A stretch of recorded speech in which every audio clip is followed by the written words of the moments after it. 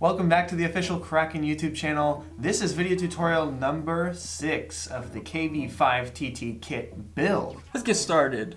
Page 16, we're in block 23, bag E.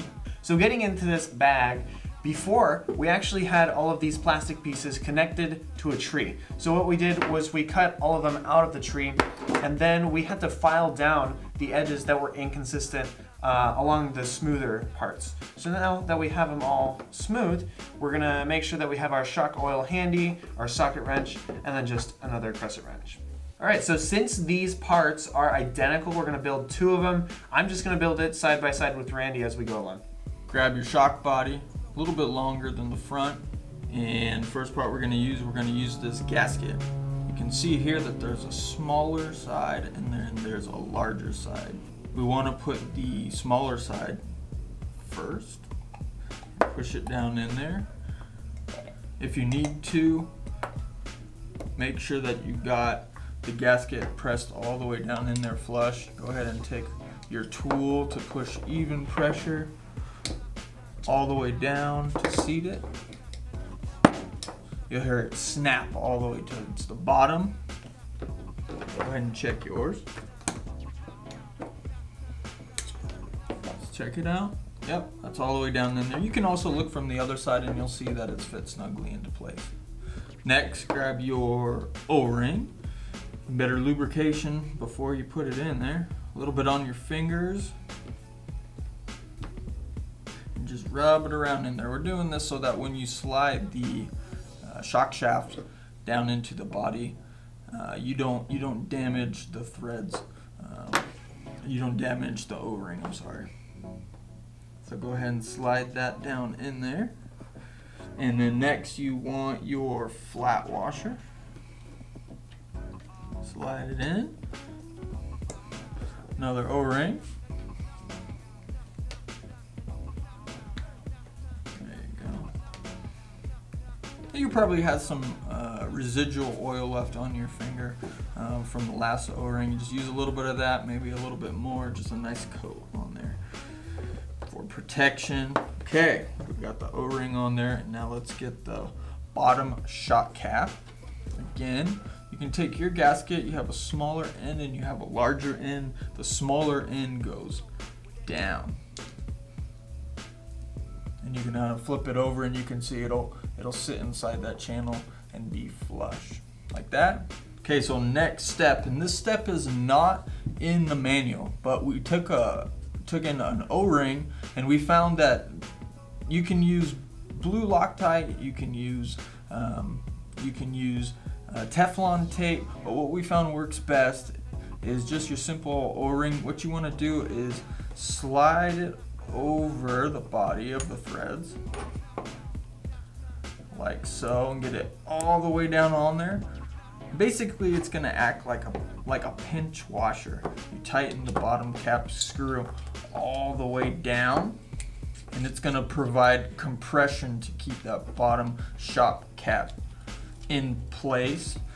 Now this is not supplied with the kit, but if you want to go ahead and contact us, we'll get you more information on how to get that O-ring and get you taken care of.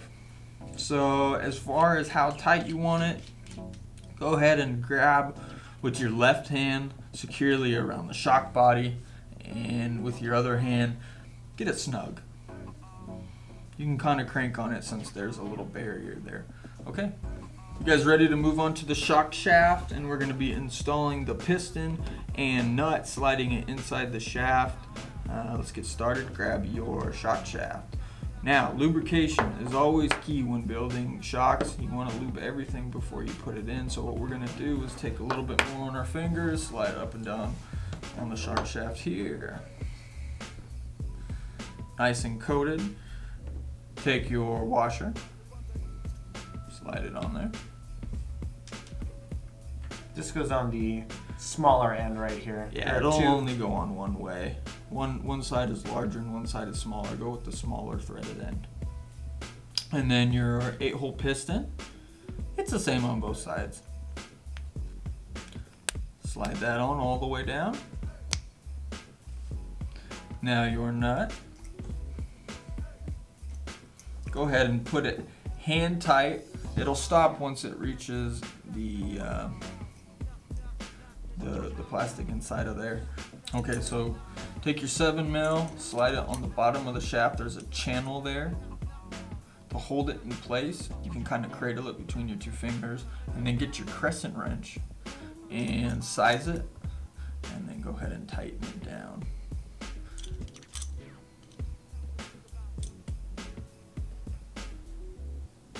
You can see I'm just slowly snugging it. I don't want to get it too tight here, just tight enough. Nate's gonna go ahead and repeat that.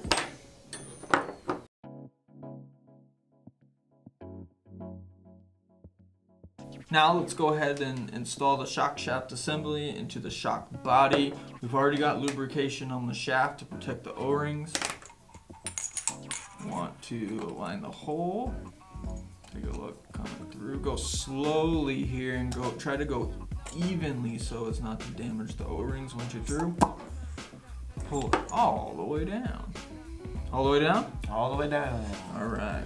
That's what it looks like. Grab your Sharpie trick. Slide it through the rod end. Go ahead and start it with your hand here. And then grab your wrench. Hold it in place. And go. No real trick here, guys. Just slow and steady. Make sure that the rod end is going straight onto the threads, and you'll be good. Once you're finished with this rear shock assembly, we're gonna make sure that everything works smoothly and that these go in and out without any tension, and we can go ahead and move on to block 24. We are in block 24, and here we're gonna go ahead and fill up the shocks with our 150 CST shock oil. Now here we have our stand that we made in studio, and on the back there's just a little cutout here, as you can see. But we're gonna go ahead and fill the first one like so. All right, so we got our homemade shock stand here. This is gonna allow us to keep the shock upright while we release the air bubbles. You're gonna wanna have about 30 minutes to an hour worth of time having the shocks sit and let the air bubbles rise to the top. What we're gonna start and do is we're gonna take our shock oil and we're going to pour in until we get about halfway. So now we got the oil about halfway in. We're gonna run the shock shaft up and down. And the reason that we're doing this is we want to get any of the air bubbles that are trapped under the piston, and we're gonna get them to rise to the top. So once we've pumped this about 5 times, we're going to go ahead and fill the oil the rest of the way up. What we're looking for here is we're looking for about 1/4 of an inch from the top. We're gonna keep filling it up. So we got pretty close here. We're gonna continue to slowly rise the shock shaft up and down. You're gonna see air bubbles inside of there. That's okay, that's what we wanna get out of there. Here we go, up and down.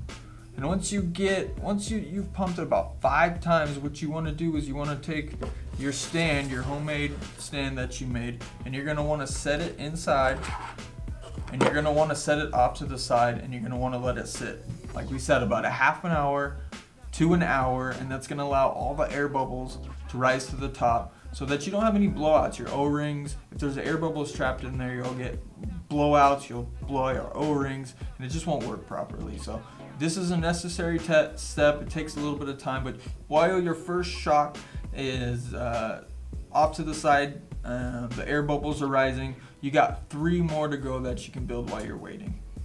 Now it's been about 30 minutes. Almost all the air bubbles are completely out of the oil, and we have just about 1/4 of an inch of gap here. The next step is we want to take our bladder, and then how we want to install the bladder is you kind of put it like at an angle, and you peel the bladder back like so, and you want to roll the bladder into the oil so as to get all the air out that you can. And once you have the bladder on, you go ahead and you push the shock shaft up and back down. You'll see some oil come out. That's okay, but we know that we got all of the air out. Go ahead and take your towel, and you want to make sure that there's no more oil on the shock body shafts, so that we can screw on the top cap, make sure it's nice and clean. You can use a little bit of degreaser or parts cleaner and just wipe that off. Make sure that you get all of the residue off before you tighten this down on top. So what we're doing here is you want to set the eyelet in place, and then as so not to damage the bladder, you want to thread this on and make sure it goes on straight. So once you get it started, you're good. Tighten it all the way down. So here's the finished product. We're going to pump the shaft, make sure it's nice and smooth. And when everything looks good, you repeat that 3 times and you're all done. And then we'll move on to the next section. All right, so this is what all 4 shocks should look like after you're done filling them with their shock oil, putting the bladder on, and then of course the cap on top of it. We're ready to move on to block 25. Now we're on to block 25. We're gonna work on the front shocks first. All right, for parts here, we have our rod end balls, our O-ring, and then our shock stand. All right, guys, so the first step is we're going to press in the rod end balls on the bottom, and we're gonna press in the shock stands on the top. For the bottom, it's your channel locks. Pop it in like we showed you. Put a little piece of cardboard on one side so as not to damage the plastic, and it'll slide right in. For the top, you need to open them up nice and wide. Do the same thing, put a piece of cardboard on one side and snap it in. You can also use the vise if you want, make it a little bit easier for yourself, but if you don't have one, channel locks will do the trick every time. So next up on the agenda, we're gonna go ahead and take our spring retainers along with our O-rings, and we're gonna make sure to lube up these O-rings before we fit them into the groove in these spring retainers. So to fit it into these retainers, what I'm gonna do is go ahead and angle it with the groove side downwards, and then I'm gonna go ahead and slip it right into the top here. Just make sure that you get kind of an even pressure all around and work your way like in a clockwise or a counterclockwise motion. And then we're gonna fit it into the second shock retainer. So still on block 25, we're gonna be using our calipers to measure fine adjustments, and then these parts are identical, so I'm gonna be following Randy as he puts it together. All right, guys, grab your shock retaining ring. You're gonna wanna slide the, I guess you would call this like the ribbed end, on first towards the top, and then you're going to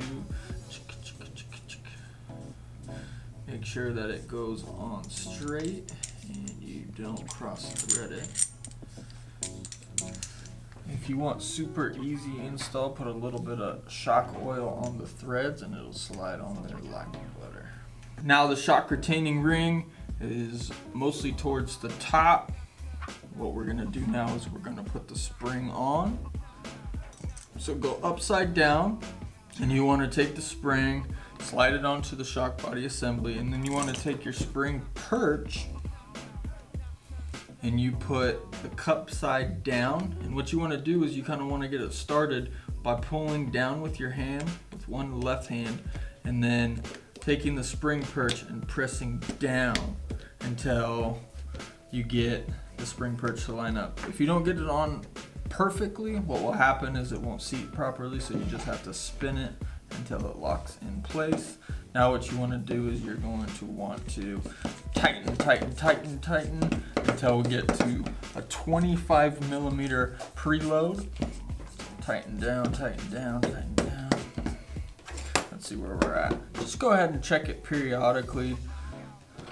Right now we are at, and how I'm checking is there's a gray lip here. I'm going from the bottom of the gray lip to the top of the retaining ring. So right now I'm at 17.79. We gotta go more.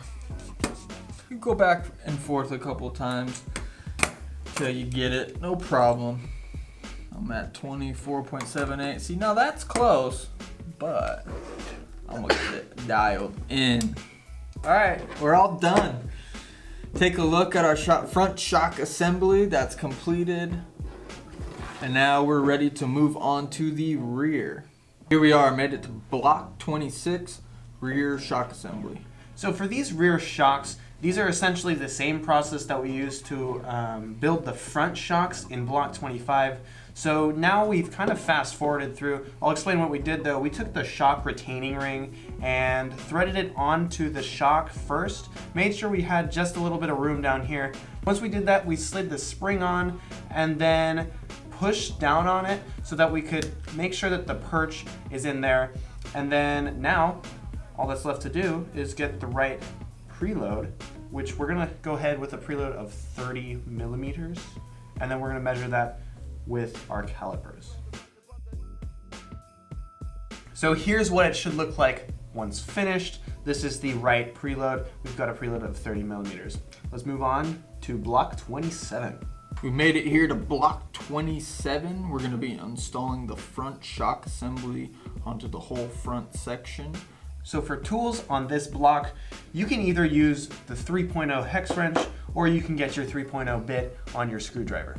All right, so Nate, the first step is you want to take a shock assembly and you want to twist so that the eyelet will line up and also the shock stand will line up in place here. And then you want to mount the bottom portion first. You want to make sure that your rod end ball is horizontal so that when you slide it in, you can set the screw through without any binding. So go ahead and grab that. So there's two mounting holes here. We're going to be mounting on the outside hole. There's another for some finer adjustments if you wish to do that.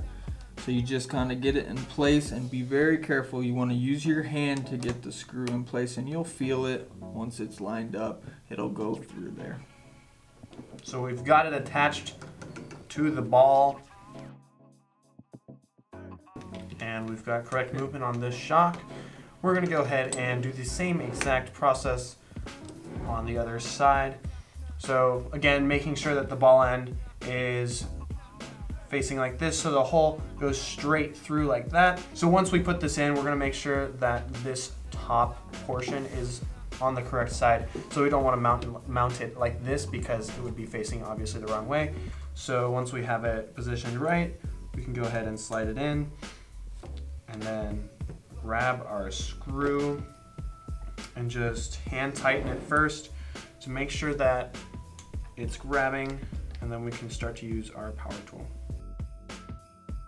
All right, so right here on the shock tower, we've inserted the shock stand belonging to this shock right here. And what we're gonna use is our smaller crescent wrench to make sure that the nut right here goes on nicely. Along with the crescent wrench, what we're gonna use is our T-wrench that fits into here on this side to apply the right amount of pressure on this nut. So we're gonna go ahead and fit the wrench to the nut and then go ahead and tighten it.